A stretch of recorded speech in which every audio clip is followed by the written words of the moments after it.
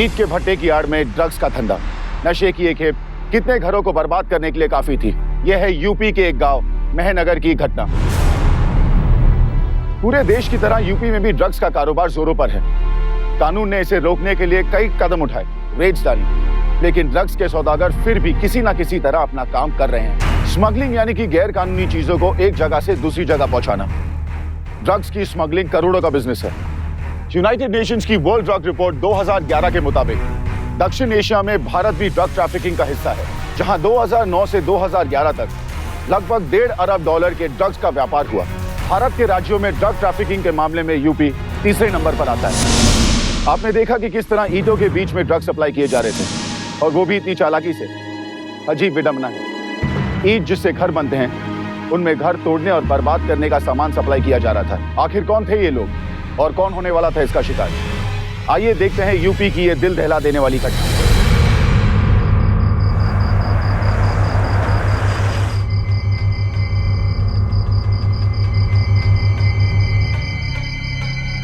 अरे सुनते हो, खाना तैयार हो गया है।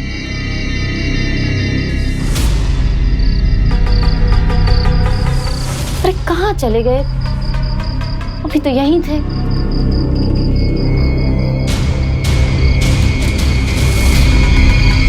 अरे कब से इंतजार कर रहे हैं, इतना देर कहाँ कर दी है? पैसे लाए?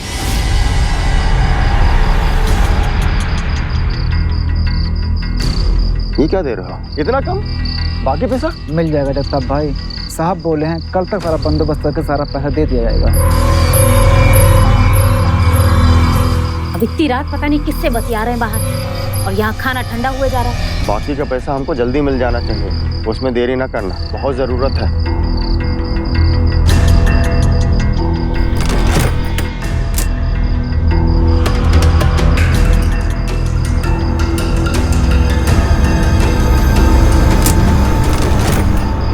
कहाँ चले गए थे और बाहर किससे बतिया रहे थे?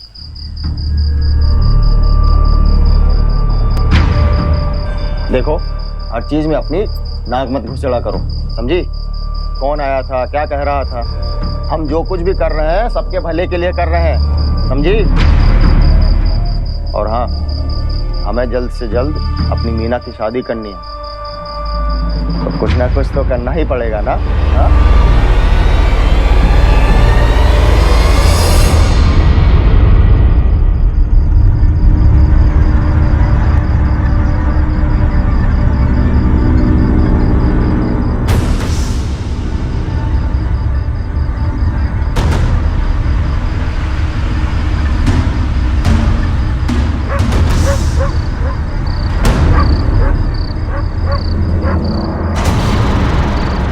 अरे मंगलू, तू यहाँ इस वक्त? बहुत मन कर रहा था तुम्हें देखने का, तो क्या करते, चले आए।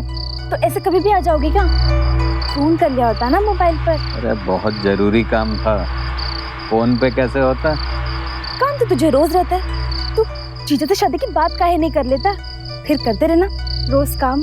अरे शादी तो तेरी हमसे ही होगी मीना, बस थोड़ा सा पैसा और जमा हो जाए, फिर देखना बारात लेके आएंगे।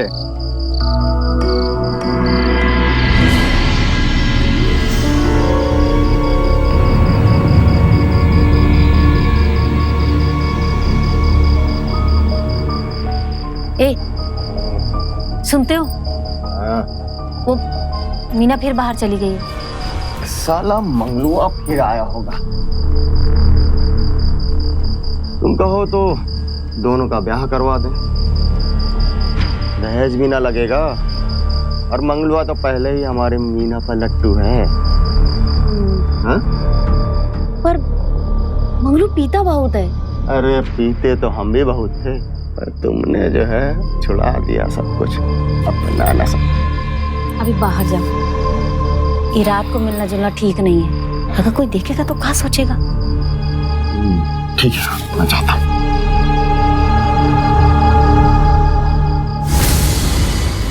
ए मीना, आधी रात को क्या कर रही है इसके साथ तू? तो हम चल चुपचाप अंदर चल। और सुन मंगलू, तू मीना से दूर ही रहा कर।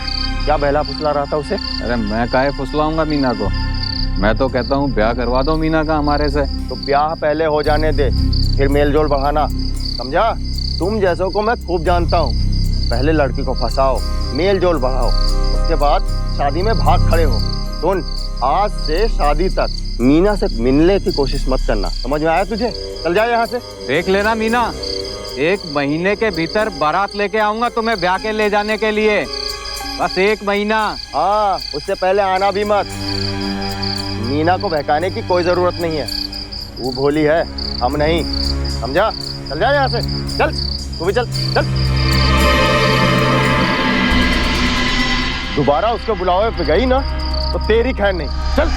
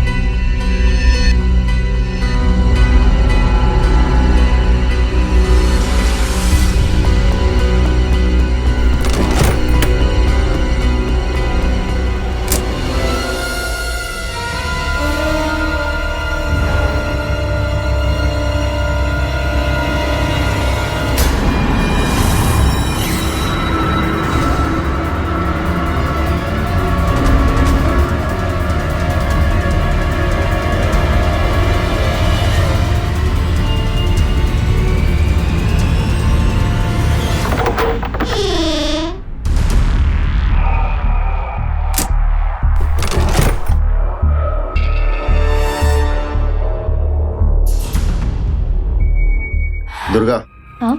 तो एक बार हाँ कर दे, दोनों का ब्याह करवा देते हैं 1 महीने में।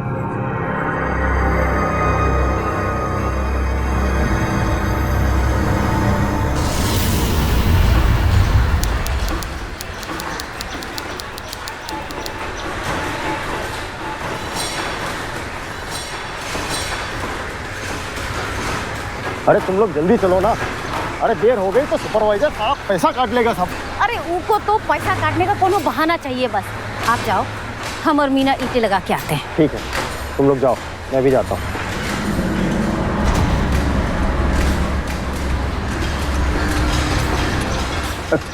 का हुआ साहब? क्या हुआ? तुमको नहीं पता क्या हुआ?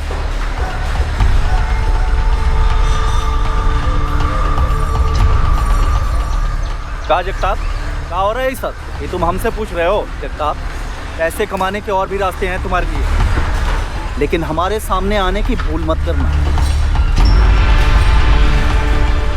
साहब, हम समझ नहीं पा रहे हैं कि आप क्या कह रहे हैं। हमें उल्लू समझ रखा है क्या जगताप? और हम जो कह रहे हैं ना, वो तुम खूब समझ रहे हो। हमारी नजर तुम्हारे ऊपर है जगताप, और जिस दिन पकड़ लिया ना, उस दिन आखिरी दिन होगा तुम लोगों का इस भट्टे पर।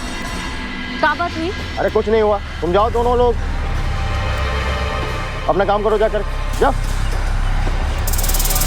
जगताप, अपनी घरवाली को नहीं बताएगा कि क्या काम कर रहे हो तुम लोग आजकल?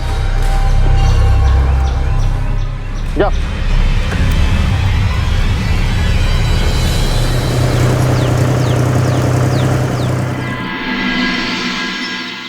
हाँ, चला चला चला।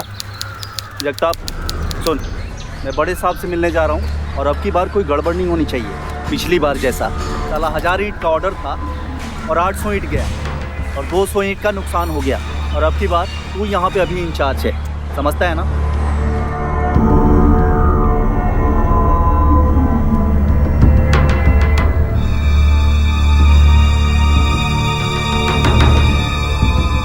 अब की बार कोई गड़बड़ नहीं होनी चाहिए, जगताप सुन ले। और अब की बार अगर कुछ ही हुआ ना गड़बड़, तो मैं छोड़ूंगा नहीं, समझता है ना? डाल, जल्दी डाल, डाल।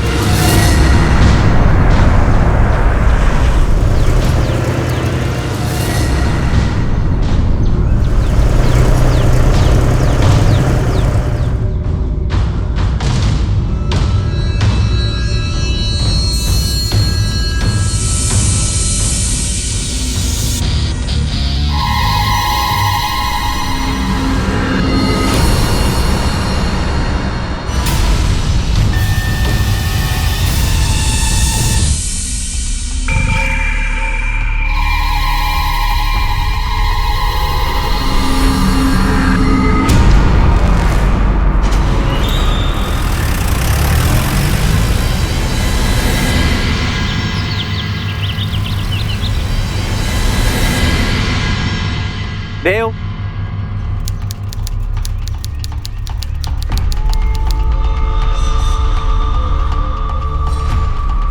जगताप,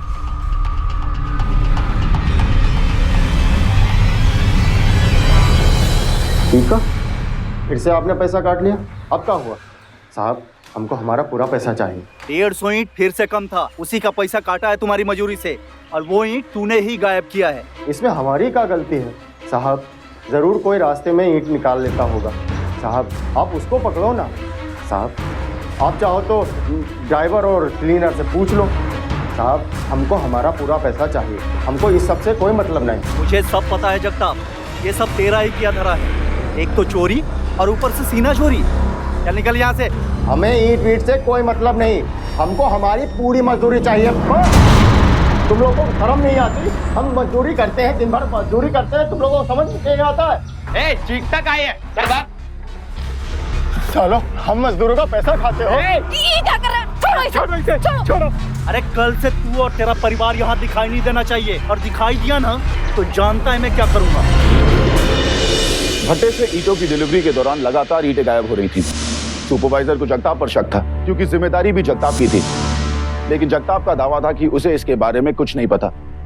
आखिर ईंटों के गायब होने का राज क्या था? सुपरवाइजर ने जगताप की मजदूरी से पैसे काटे और उसके गुंडों ने उसके साथ मार पिटाई की। उनकी ताकत के सामने जगताप लाचार था।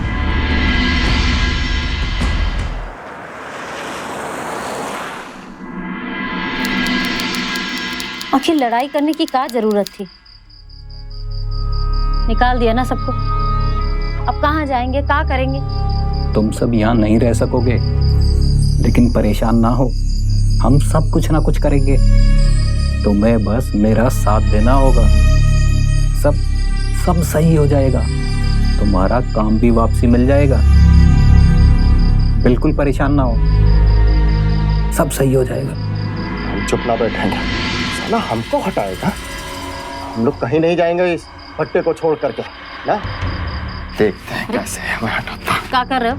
क्या है अपने आप को, हैं?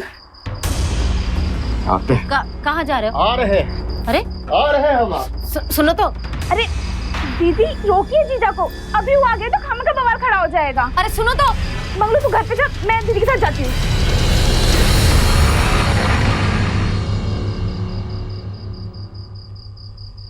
हमें बड़े साहब से मिलना है, अंदर जाने दो हमें। अबे पागल है क्या? बड़े साहब इतनी रातों किसी से नहीं मिलते। अरे हमारी बात क्यों नहीं समझ रहे हो तुम लोग? मुझे बड़े साहब से मिलना है, काम है उनसे। बड़े साहब से मिलने तो मुझे। कहा ना नहीं मिल सकते, सुबह आना। समझ में नहीं आती क्या तेरे? अगर तुम लोगों ने मुझे बड़े साहब से नहीं मिलने दिया ना तो रात भर मैं यहीं बैठूंगा, कहीं नहीं जाऊंगा। मैं यहीं बैठूंगा। बड़े साहब से तो हमें मिलना है। अंदर आने दो इन्हें। छोटे मालिक,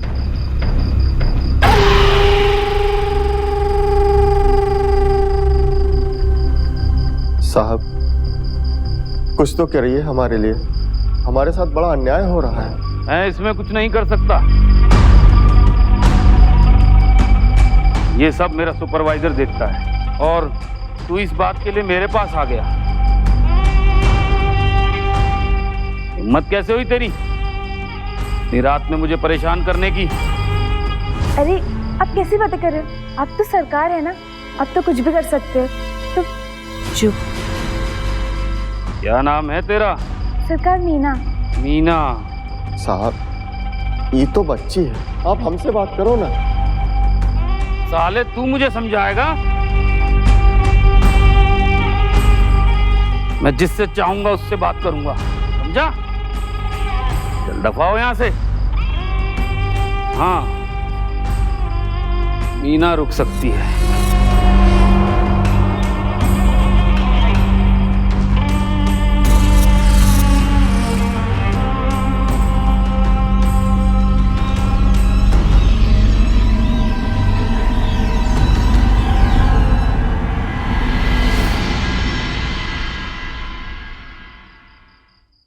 अरे रुको जरा। जी छोटे सरकार। देखिए, इस वक्त बड़े भाई साहब से बात करने का कोई मतलब नहीं है। जैसे ही उनका मूड बदलेगा तो मैं खुद बात कर लूंगा तुम्हारे लिए। साहब वो काम। अरे परेशान मत होइए, मैं हूं ना, तुम लोगों को तुम्हारा काम मिल जाएगा वापस।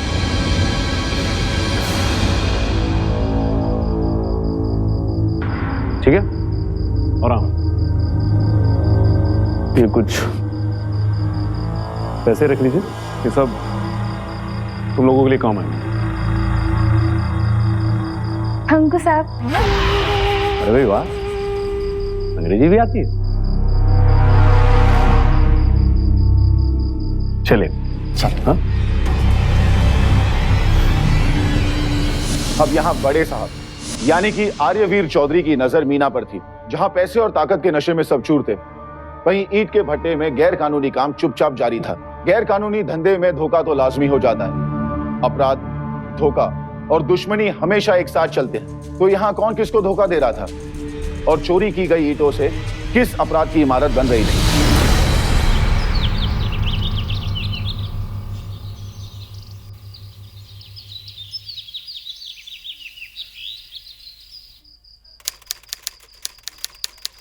कुछ बात बनी का? अरे आओ होने वाले जमाई राजा, आओ हमारे साथ बैठ करके खाना खाओ। और सुनो, तुम्हें कोई चिंता करने की बात नहीं है, सारा मामला निपट गया है। बड़े साहब ने हमें अब काम पर भी बुला लिया है। साले मेरी शिकायत करता है बड़े साहब से। साले तेरी हिम्मत कैसे हुई हवेली में जाने की? देख अब साले मैं तेरी जिंदगी यहाँ नरक बना दूंगा।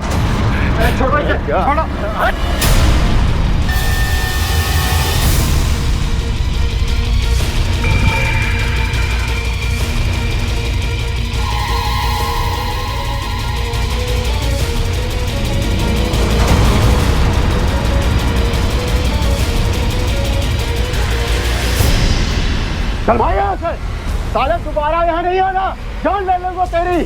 अब हमें किसी का डर नहीं, छोटे साहब का हाथ है हमारे ऊपर। अब हमारा कोई कुछ गलत नहीं कर सकता। हाँ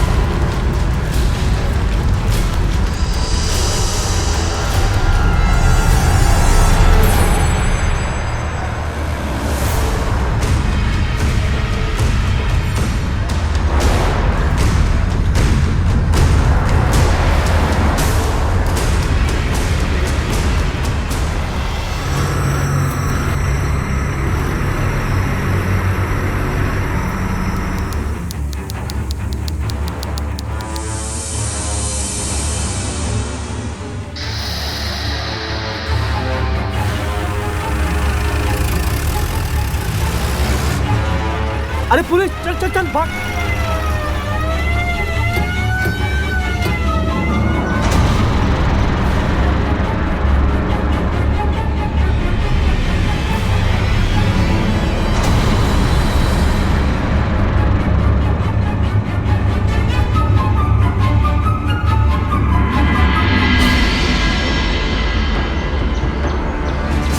साहब, ईंट की भट्टी में खून करके भाग रहा था। गाड़ी में ड्रग्स भी है। अच्छा, इसलिए इसने उस आदमी का खून किया है, और उस आदमी का जरूर इसकी हरकतों का पता चल गया होगा। खून? साहब किसका खून, कैसा खून? अरे साहब हमने कुछ नहीं किया है, हमें तो कुछ नहीं मालूम था, हम तो सिर्फ बैठ के पीछे आ रहे थे, हमने कुछ नहीं किया है। कुछ नहीं किया? कुछ नहीं किया मतलब समझते हो? साले एक आदमी का खून करके ट्रैक्टर में भाग रहा था, ट्रक की स्मगलिंग करता है और बोलता है मैंने कुछ नहीं किया। इतना काफी है तुझे ले जाने के लिए?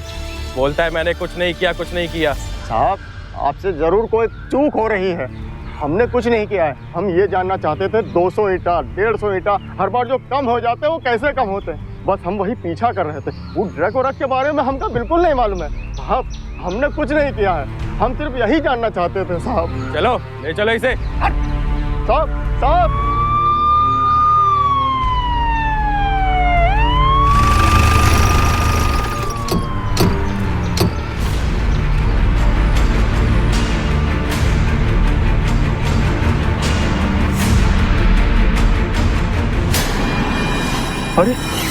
सुपरवाइजर साहब, इनको क्या हुआ? ये तावीज तेरा ही है ना? हाँ साहब, मेरा ही है। साहब मैं बताता हूँ उस रात क्या हुआ था। तू नहीं, मैं बताऊंगा। तू बस इतना बता, तेरा सुपरवाइजर के साथ झगड़ा हुआ था? हाँ साहब, लेकिन साहब, और जब तू उसकी शिकायत करने बड़े साहब के पास गया था तो उसने तुझे मारने की धमकी दी थी? हाँ साहब, दिया था। लेकिन साहब, इनको बिल्कुल मैंने नहीं मारा। सुपरवाइजर साहब को मैंने नहीं मारा साहब। बड़े साहब, बड़े साहब, बड़े साहब, बड़े साहब, मैंने कुछ नहीं किया। साहब देखो ना ये लोग क्या कह रहे हैं, ये साहब लोग देखो क्या कह रहे हैं। अरे तुझसे अब पुलिस बात करेगी? मैंने तेरी मदद ये सोच के की थी कि तू भला आदमी, और तू ये। साहब मैंने कुछ नहीं किया। साहब, जगताप के घर से कुछ मिला है, जल्दी आइए। घर के पीछे से ईंट बनाने वाला और अंदर से कैश मिला है। अरे इतने सारे पैसे कहाँ से आए? जब मैंने देखे थे तो इतने सारे नहीं थे। इतने सारे पैसे कहाँ से आए? क्या किए तुम, बोलो? इतने सारे पैसे कहाँ से लाए? अरे तुमको बताए थे ना, खेत बेच के मिले थे पैसे। जी सरकार, ये हमारे ही पैसे।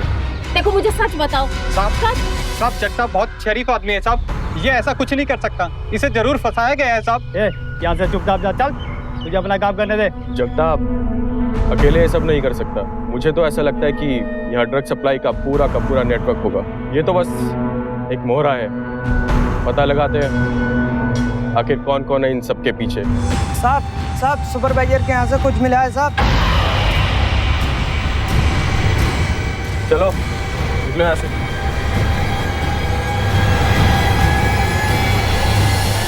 सर घर के अंदर से ड्रग्स और कुछ पैसे मिले हैं।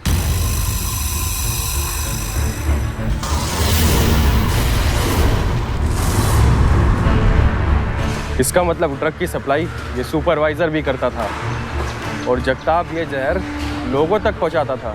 और शायद लालच की वजह से इन दोनों में झगड़ा हुआ, और या फिर इन दोनों ने झगड़ा करने का नाटक किया ताकि लोगों की नज़रों में ये दुश्मन बने रहे। Yes sir. लेकिन मुझे समझ नहीं आया कि जगताप ने सुपरवाइजर की जान क्यों ली।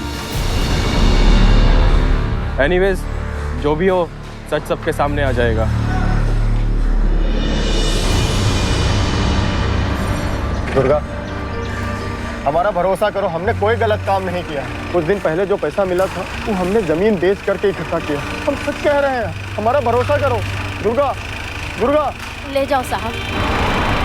दुर्गा हमारा भरोसा करो, हम सच कह रहे हैं। दुर्गा,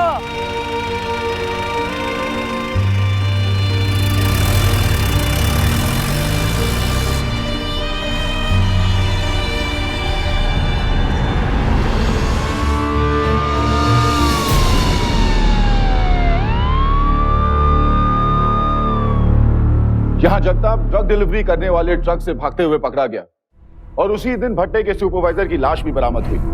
तो क्या इन दोनों बातों में कोई संबंध था? क्या जगताप ही ड्रग सप्लाई किया करता था? क्या उसी ने सुपरवाइजर की हत्या की थी? क्या जुर्म और लालच ने जगताप का ईमान खरीद लिया था? क्या वो भी अपराध के रास्ते पर चल पड़ा था? क्या वो भी ड्रग्स की स्मगलिंग में शामिल हो गया था? बोल साले, बोल जगताप। साहब मत मारिए, हमें मत मारिए साहब, हमें कुछ नहीं मालूम। साहब सिर्फ पैसा मिलता था हमें ईंट पहुंचाने का, जहाँ कहते थे हम पहुंचा देते थे साहब, इससे ज्यादा हमें कुछ नहीं पता साहब। देखिए साहब, सच बोलेगा तो कम पिटेगा। अब ये तेरे ऊपर है, पिटने से पहले बोलना है या पिटने के बाद। साहब हमको कुछ नहीं मालूम, ना वो ड्रग के बारे में और ना ही हमने किसी को मारा है। वो पैसा हमारी पेटी में कहाँ से आया हमको नहीं मालूम, भगवान कसम हमको नहीं मालूम साहब। सर, ये जगताप बड़ा चालाक है। मुझे तो लगता है सर ड्रग सप्लाई का काम शायद सुपरवाइजर ही करता था, और ये कहीं ना कहीं उसमें जुड़ा हुआ है। दोनों का झगड़ा हुआ और सुपरवाइजर की जान चली गई। हाँ, लेकिन ये भी तो हो सकता है कि जगताप सच बोल रहा हो। हमें उस ट्रक ड्राइवर और उस क्लीनर को पकड़ना होगा किसी भी सूरत में। और हाँ, वो क्या नाम है, आर्यवीर चौधरी और रघुवीर चौधरी, और ईंट भट्टों के मालिक, उन दोनों के फोन सर्विलेंस पे लगाओ। ये खाली जगताप और सुपरवाइजर का हाथ नहीं है, इसमें जरूर किसी बड़े आदमी का भी हाथ है। मुझे उन दोनों की कॉल डिटेल्स पूरी इंफॉर्मेशन के साथ चाहिए, समझे? ये सिर्फ जगताप और इन दोनों आदमियों के पकड़े जाने तक नहीं है, ये तो सिर्फ एक शुरुआत है। ईंट भट्टे की ये कहानी कहीं और जाएगी।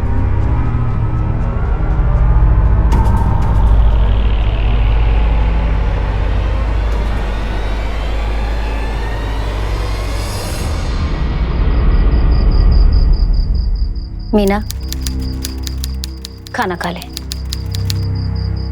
नहीं दीदी, हम नहीं खा पाएंगे। ठीक है, फेंकने से अच्छा है मैं मंगलू को ही दे आती हूँ।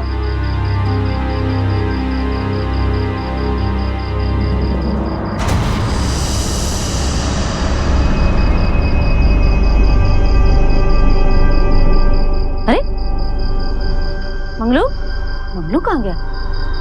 अरे सारा पैसा पुलिस वालों ने जब्त कर लिया है। जगताप और सुपरवाइजर को तो ठिकाने लगा दिया, पर बहुत भारी नुकसान हो गया है। हमें नहीं मालूम, हमें हमारा पैसा वापस चाहिए बस। अरे हाँ मालूम है, फोन नहीं करना, पर अब हम क्या करें? हाँ ठीक है, अब आप ही देख लीजिएगा।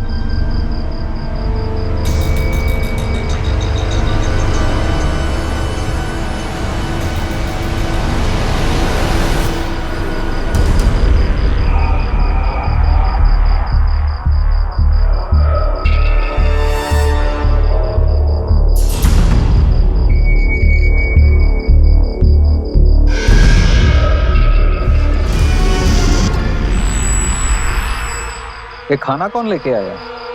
अरे मीना, कहाँ हो? मीना, मीना!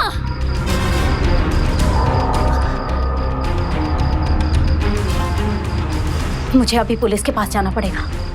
हाँ दीदी, कहाँ भागी जा रही हो? मंगलू, ये सब मंगलू का किया धरा है। वो किसी के साथ मिलकर मेरे मर्द को फंसा रहा है। ये फोन मैं पुलिस वालों को दूंगी और वो सब पता लगा लेंगे।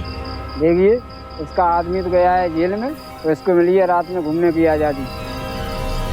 दीदी, आपने इस नंबर पे फोन करके पूछा कि कौन है? नहीं, मुझे डर लगा। उसी ने तो सुपरवाइजर को जान से मारा है। मैं ये पुलिस को दे दूंगी, वही बात करेंगे। सही किया आपने, चलिए।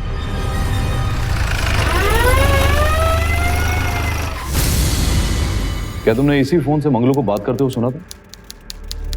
दीदी, आते वक्त हमारे पैर में चोट लग गई थी, तो हम इसे साफ कर आते हैं।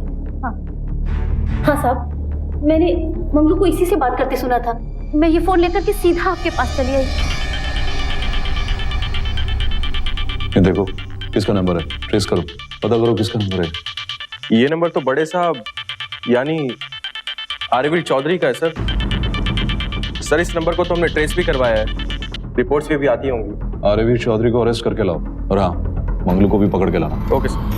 साहब, मंगलू को फोन बड़े साहब ने किया था। वो दोनों मिले हुए हैं, मेरे मर्द को फंसा रहे हैं साहब। अब वो छूट जाएगा ना? हाँ।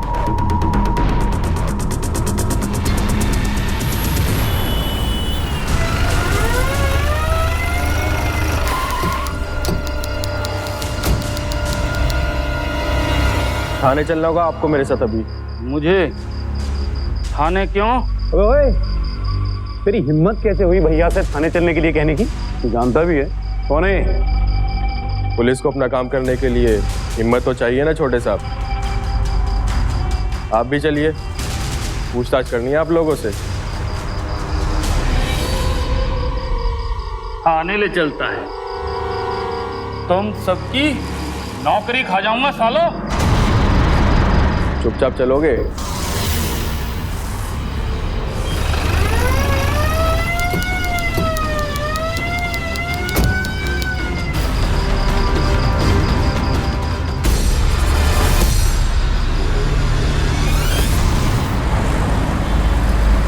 मेरे वकील को बुलाओ, वो मुझे लेकर जाएगा, फिर मैं देख लूंगा तुम सबको। बुलाओ मेरे वकील को।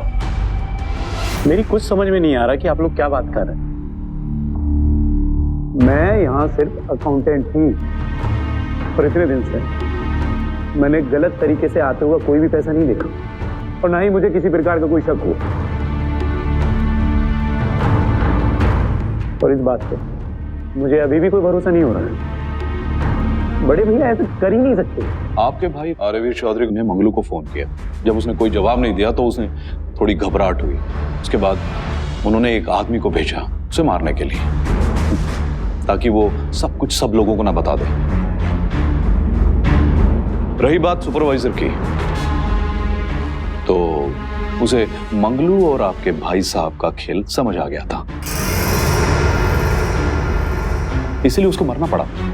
और मंगलू ने इतनी सफाई के साथ उस आदमी की लाश को ठिकाने लगाया और उसका सारा का सारा सबूत जगताप के हिस्से मर दिया, क्योंकि कुछ दिन पहले ही जगताप और सुपरवाइजर का झगड़ा भी हुआ था। और तो और उसने जगताप के घर में उसकी पेटी में पैसे तक रख दिए और उसका तावीज उस सुपरवाइजर को तक दे दिया। लेकिन यह काम अकेले मंगलू नहीं कर सकता था, उसके बाद कोई ना कोई ऐसा आदमी जरूर था जो काफी बड़े और रसूख वाला था। और आपको मालूम है कौन था वो आदमी? आपके बड़े भाई साहब।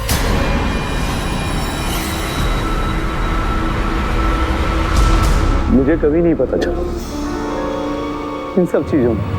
हम एक साथ रहते हैं और वो ये सब करते रहे और मुझे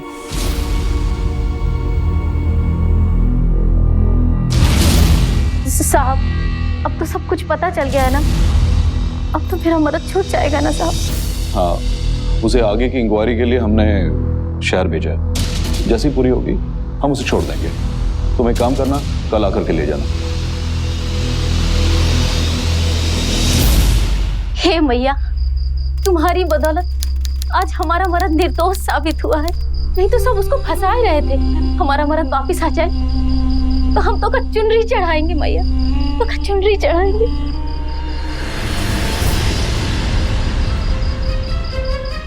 मीना,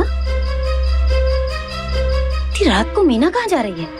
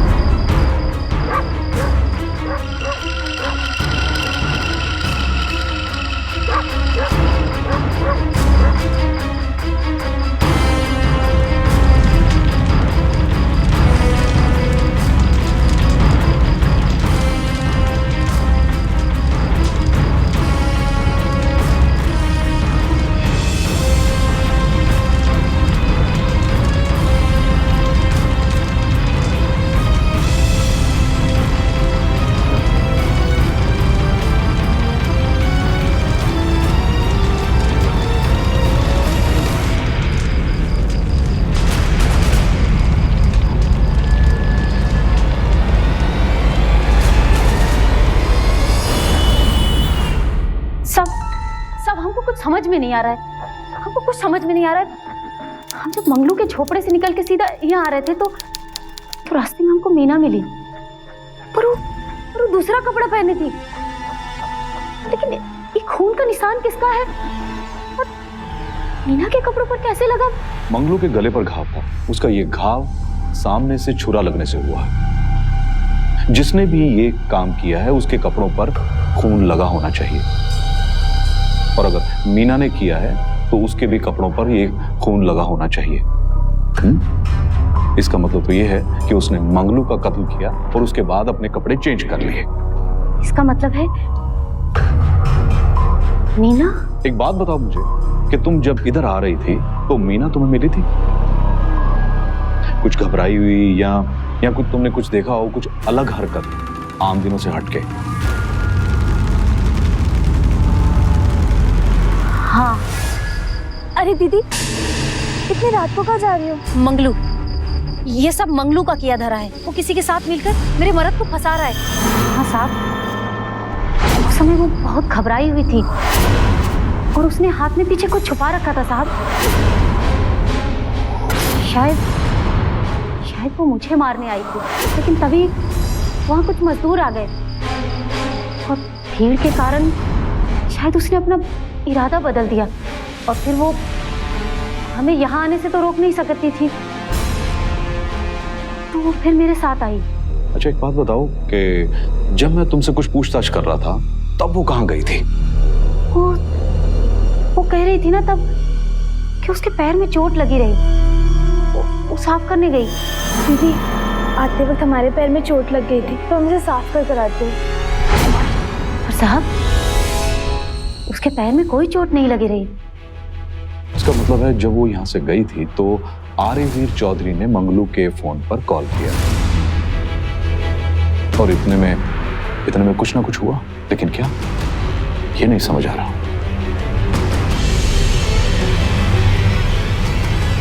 मुझे कुछ नहीं पता और मैं पहले भी आप लोगों को बता चुका हूं कि मैं सिर्फ अकाउंट देखता था बड़े भैया का। लो, अब अपने फोन की कॉल डिटेल्स भी देख लो। लो, कल रात तुम्हारे फोन पर एक कॉल गया था। उससे कुछ देर पहले ही मंगलू का फोन लेकर के दुर्गा पुलिस स्टेशन आई थी और उसके कुछ मिनट बाद ही चौधरी साहब के फोन से मंगलू के फोन पर कॉल आई, क्योंकि चौधरी साहब ने नहीं की थी, आपने की थी। उनके मोबाइल को यूज करके तुम्हें लगा कि तुम फंसोगे, इसलिए तुमने आर्यवीर चौधरी के फोन से फोन किया ताकि पुलिस उनके ऊपर शक करे। लेकिन आप ये कह कैसे सकते हैं? वो भी हो जाएगा। साहब, पहले तो सुपरवाइजर को मेरे जीजा जगताप पे शक हुआ। फिर न जाने कहां से सुपरवाइजर ने मंगलू को ईंटों में ड्रग्स भरते हुए देख लिया। तब उन्हें पता चल गया कि इन सबके पीछे मैं और मंगलू है, इसलिए मंगलू ने सुपरवाइजर को मार दिया और सब कुछ जगताप के माथे मार दिया। साहब, हम शादी से पहले जल्दी से जल्दी ढेर सारा पैसा इकट्ठा करना चाहते थे, लेकिन जब दीदी के हाथ में मंगलू का फोन लगा तब मैं समझ गई कि अब हम दोनों फंसेंगे।